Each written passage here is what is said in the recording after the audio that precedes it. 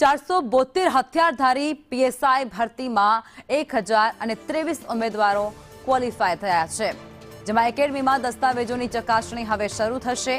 Call letter આજે બપોરે 2 વાગ્યાથી ડાઉનલોડ કરી શકાશે। દસ્તાવેજ ચકાસણીના કોલ લેટર ઓજસ વેબસાઇટ પરથી ડાઉનલોડ થશે। પીએસઆઈ માટે 1 લાખથી વધુ ઉમેદવારોએ પરીક્ષા આપી હતી।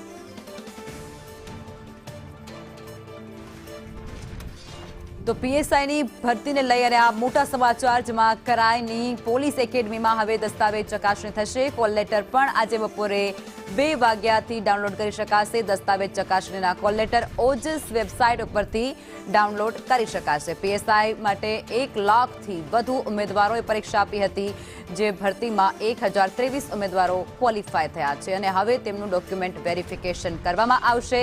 કરાઈ એકેડમી ખાતે તેમનું જે વેરિફિકેશન છે ડોક્યુમેન્ટનું તે કરાશે।